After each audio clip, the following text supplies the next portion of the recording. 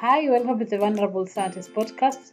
So, this is the last episode, like a full episode of this season. The video or the interview that is going to be repurposed today is from Zeynab Caba. Zeynab Caba is an MSc graduate from UK who originally comes from the Ivory Coast. Since her original interview couldn't be traced, I thought let me just highlight the questions that were common in all the interviews that the scientists were answering. I was able to get a feel of what exactly she was answering because there's no one asking the questions in the audio that I have. So this comes from the notes that I first wrote when having this idea of the scientist journey series or scientist path series that I did of the science media interviews. And the whole idea of the project was to give a young scientist a guide into a science career by learning from others in addition to knowing the diversity of careers paths one can follow after school, give an insight to the general audience on what it takes to be a scientist and the type of scientists that are out there and what they do, and also to give scientists a platform to reach a wider audience with their work and hopefully increase the chances of getting collaborations on the type of work that they do. So the interview questions that I had in mind that have since been changed from time to time and been curated according to the guest that is coming on are first, the background, where you were born, grew up, and a little about the family background, because it helps the audience to relate to the story being told. The second one was the student experience from the pre-science, the primary, secondary, and other.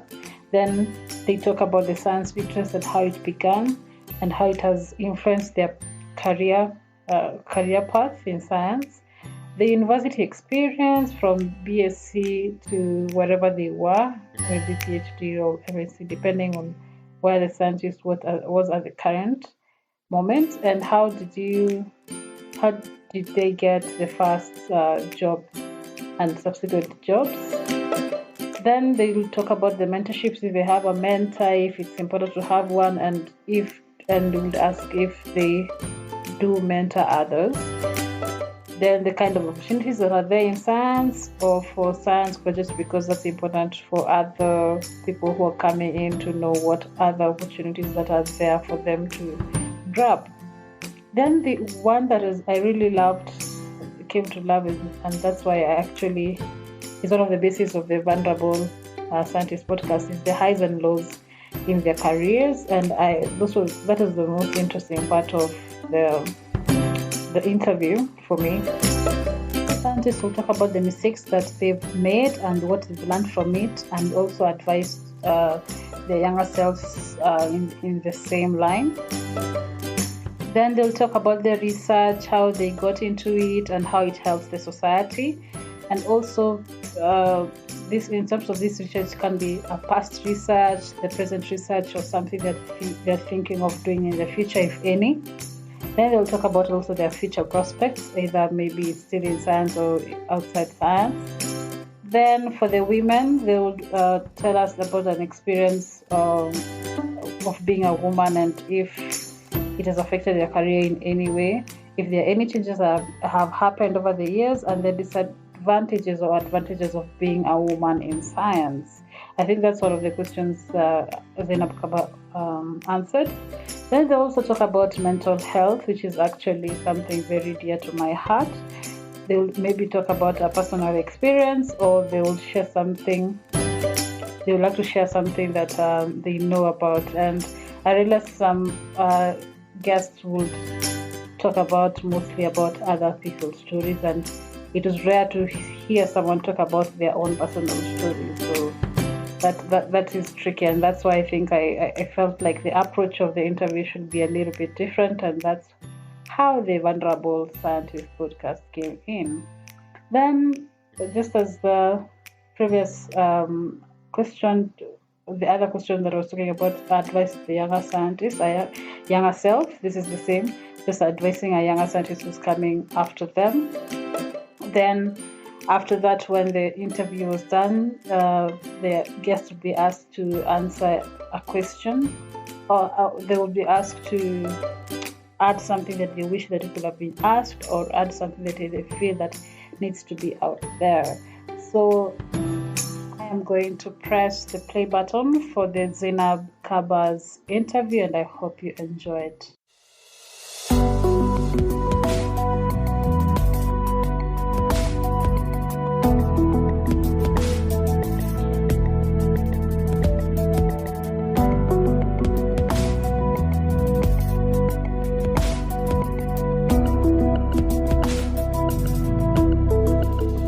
Hi everyone, my name is Zeynab Caba. So I'm from Ivory Coast, but I now live in London. I was born in Ivory Coast in the region of Kumasi. I was living there until about 8 years old. And then I moved to London, to the UK, to live with my parents. My dad had previously moved here to study, and my mum joined him shortly after. And I stayed with my grandparents back home until about 8, 9 years old. Then I joined my parents here in London. When I came here, we were living in North London. So I went to primary school in Bruce Grove. And then I went to secondary school around that same area as well, in a secondary school called Northumberland Park. I think they've changed the name now to Duke Aldrich Academy. So I went there for from year 7 till year 11. And then I was fortunate enough to get a bursary, like a scholarship, to go to boarding school for sixth form. So I went to boarding school for 2 years, where I did my IB, which is my International Baccalaureate, with like a science focus, because I was really interested in science. Following that, I went to Swansea University to do a medical science degree. Came back to London to complete a master's in health policy, and that's where I am today. There's no one specific incident that I can sort of pinpoint to say this is where my interest in science developed from. But there are sort of like little memories that I have that I think definitely pushed me towards science. The first is that I remember from a very young age, my dad used to to help give out vaccination programs in Ivory Coast. So I sort of have this memory of him and a little briefcase vaccinating children. And I thought that was like a really good thing to do. That sort of inspired my interest in science. But also, one of my mom's sisters was very sick when I was younger as well. And most of the time I felt like I avoided visiting her, not because I didn't want to go to see my auntie, but because I felt sort of helpless. I didn't know how to help her. I didn't know how to make her feel better. And I especially remember one time I went to visit her and she was really sick. She was vomiting. And I just sat there and I had to let her do what she was doing. There was no way I could help her. I didn't like that helpless feeling that I had. So I think from that point on, I took an interest in the human body and how like our human body behaves in those scenarios. And that's definitely edged me towards science, to sort of find answers so that I don't have to feel helpless next time someone is sick next to me.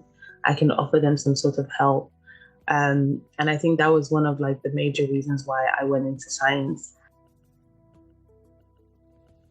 From my experience, like I've had to do a lot of research to sort of find opportunities that are sort of valuable, not valuable to me, but maybe that I want to participate in. There's a lot of opportunities available for sort of scientists in the UK to work with universities to take part in research projects, etc. And I think most of the time I had to sort of ask those questions to my lecturers, ask those questions at university, at academic centers, to sort of find my way through those. They're not opportunities that are readily available. They don't come to you. So there are sort of internship programs. There are studies into like social sciences and medicine. But those kind of things, you have to go looking for them. You have to ask the questions. You have to ask your lecturers, your academic cohorts and stuff to find them. I think one of the good places as well that I have found is Twitter. So I've been on Twitter not for very long, But through Twitter, I was able to find loads of people that are interested in science or in the same field that I am and liaise with them. And through that sort of process, I've been able to find loads of good opportunities. I think I found this opportunity to be here today through Twitter as well. So yeah, I would definitely recommend scientists to have like a Twitter profile at least. Yeah. I think personally, most of the time, I haven't felt like there was an advantage because of my gender most of the time. I think that's probably because of the fact that I've sort of followed this line of going to school and then from school going to college and then from college going to university. But I definitely think that science being a heavily male dominated field, it can be a little harder for women to penetrate through. I think that sometimes as women, we kind of take a back seat because it's sort of like what is expected because the male voice dominates over. So there's a lot of times where you have to push through and sort of leave the imposter syndrome behind you and just know that because you have the skills, you have the knowledge, you are as entitled to be there as a woman as anyone else. Um, yeah, so I think definitely because is a male dominated field, women can sort of kind of feel intimidated at times. I do have a mentor. I'm currently on a 6 month mentoring program because of the fact that I have a degree in medical sciences and now I have a master's in health policy, and they are quite different in terms of the field that they're in. So I do have a mentor that's sort of helping me navigate that change. I think mentorship is really important, especially for someone like me who's essentially first generation. My parents are not scientists. I don't have a lot of scientists people in my family or in my community that I can turn to. So having someone who can help answer questions when you have questions, help guide you is really, really crucial. And it kind of helps lower like the stress. It helps for you to sort of find your way through at times because you can get very stuck and sometimes it can be quite lonely. So if you have someone that you can talk to is really, really important. Yeah, I think mental health at this particular moment is really big. Like it's always been something that has been sort of prominent, especially in science where you are expected to do a lot. Like there is a lot of things to do in your professional life, and also you have a personal life to maintain as well. So it can sort of have a strain on your mental health. I think that because of the whole pandemic situation now, there's been a lot of push towards taking care of our mental health, having like services available.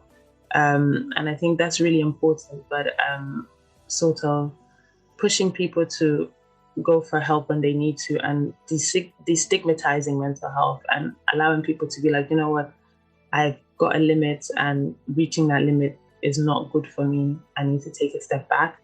Personally, I did have some problems with anxiety and burnout as well, because most of the time through my studies, I've had to keep a job whilst going to school, which sometimes can be very taxing on a person, just physically, but also mentally as well. So I've had to have times where I've had to take time off for both just to look after my mental health. And I think during that process, one of the things that really helped me was journaling. So keeping a journal of my mental thoughts, my mental space, has been very, very helpful to sort of help me keep things into perspective and not to overdo things. When things feel a bit overwhelming, to take a step back and slow down, which is really important because a lot of the times we forget to slow down. But that's sort of, yeah, my advice for mental health.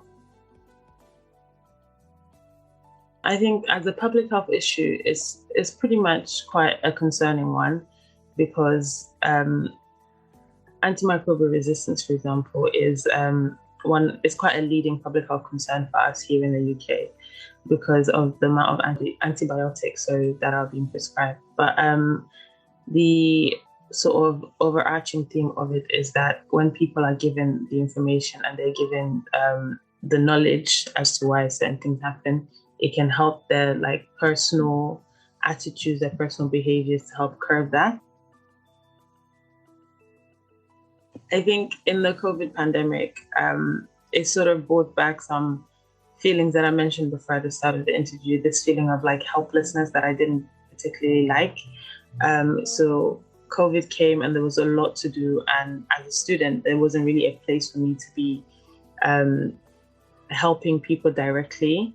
So in the beginning, I started volunteering at local health centers and hospitals to see what I can do, because all of a sudden there's no school, I've got a lot of free time.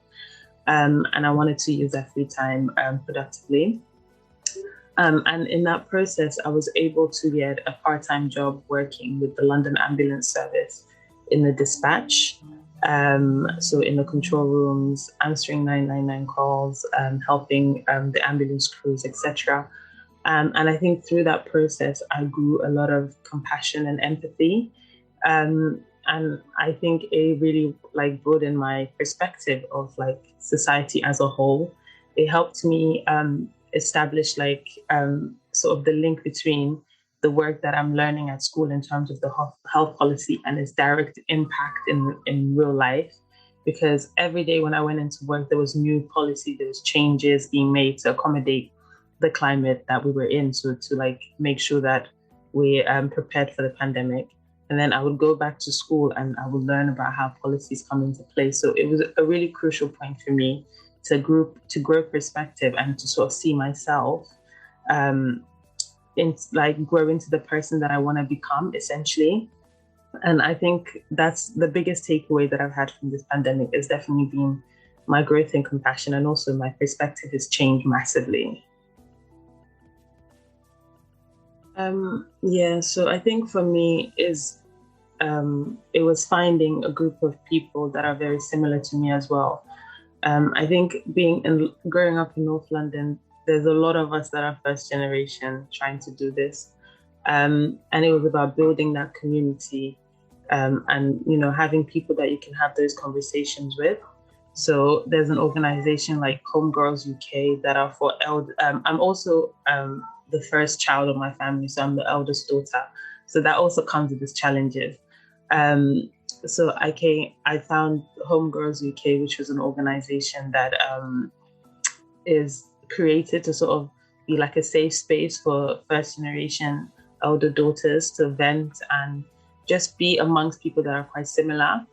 And also mentorship. Like I had people who are in the field that could guide me in times when I was lost. Between my third year at university and my master's, I was completely lost. I didn't know what to do. There was sort of like family expectations, social expectations that were not compatible with the career that I was choosing. And I had to I had to speak to my mentors and say, like, this is where I am right now. I'm not sure about the next steps to take. And they were able to sort of help me and guide me by just giving me information that I can like talk through and walk through myself. So I would think is definitely guidance and support of communities of similar women or similar people like yourself. And also honesty, like just being honest that, you know, this can be a bit difficult, it can be hard, it can be lonely. And if you're honest in that with yourself and also with the people that are trying to help you, I think it can really help take you far, you know. Sometimes you actually feel like you don't have a choice, because you look around and you say,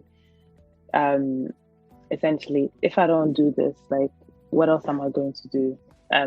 Like, it's something that you're really passionate about. You want to help people. And that's what kept me going personally, is about realizing that this is something I really, really want to do. And the more I learned, the more I studied, the more I met people, I discussed with them, the more I was like comfortable in my field, even though most of the time I felt like I didn't know as much as my peers or as much as the people that were in the field. I always believed that I can also get to where they got before. I realized that they had to start from somewhere. So that's what I'm doing as well. I'm starting from somewhere. Yeah. With the discipline, I think it all comes down to your reason why you're in the science field. like for me, like I said, I have a specific reason that I want to be able to help people. I want to be able to contribute positively to society. I want to be able to take the knowledge that I have, that I learned, to go back home to Ivory Coast and help my community, help my family. Um, so with that kind of like sort of reasoning behind my one of the reasons why I'm in science, that and plus the fact that I really do enjoy um, science, it kind of that keeps me disciplined in the field. And I think it all also comes down to the people surrounding you as well. So it doesn't like harm to be involved in the social sides of things, because it's normal to have a social life, which sometimes gets lost in science. Like, you're expected to be on your best behavior all the time. You're expected to be professional at all times. But like, if you have a life, if you have a social life, if you're able to go out with your friends to enjoy life as it comes to you. It kind of helps as well with your studies. It helps keep you focused. It helps with your mental health. So that's one thing I could say. Secondly, as well, is about knowing your own boundaries, knowing where you can stop and say like, okay, this is where I finish.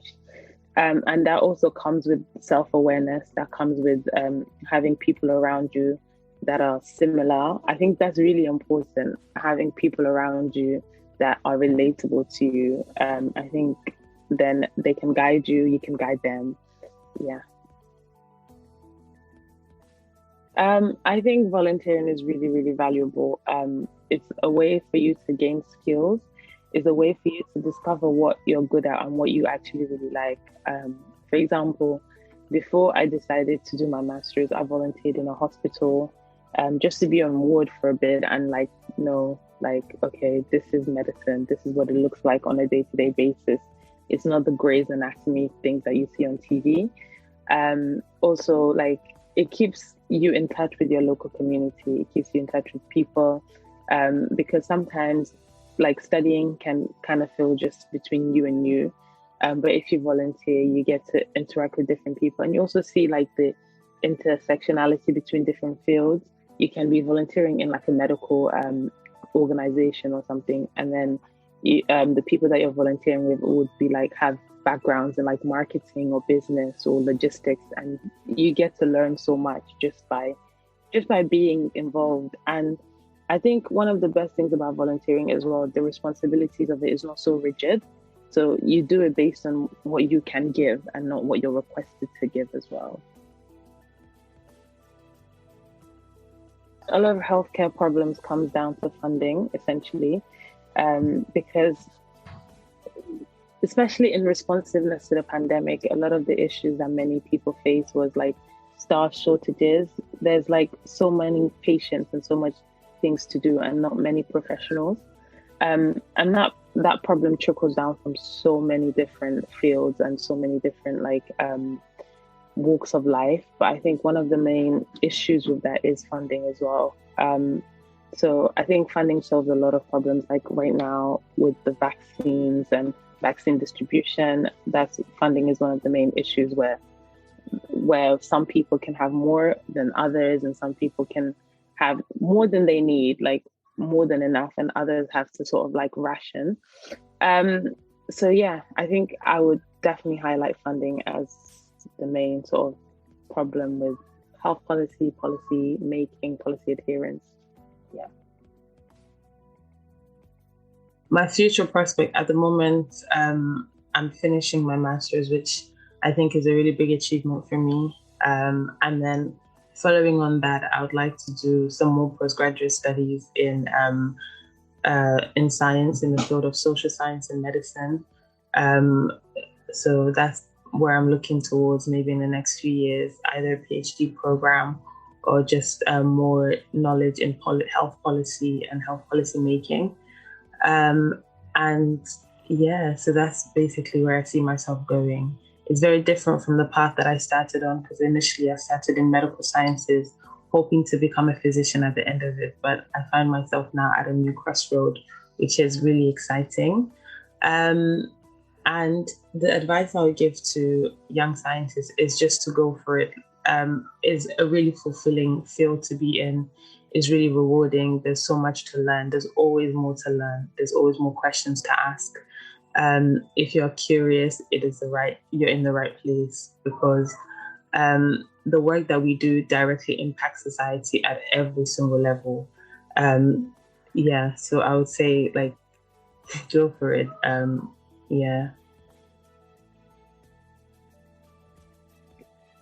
The one thing I really want people to sort of understand is that curiosity, like having questions and knowing where, like, how to get the answers to those questions. So just being curious generally in life is really important. It can be very fulfilling. It can be a bit of a challenge sometimes, but I think in the end, you do like benefit from a lot of its fruits. So that's one thing. And another thing is just don't be afraid to ask. Always ask questions, whether that will be like asking for help or asking people to asking to be of service to others and asking people to be of service to you. So just generally be curious and also ask questions, which is pretty much the same thing, but be curious about life and also ask for help.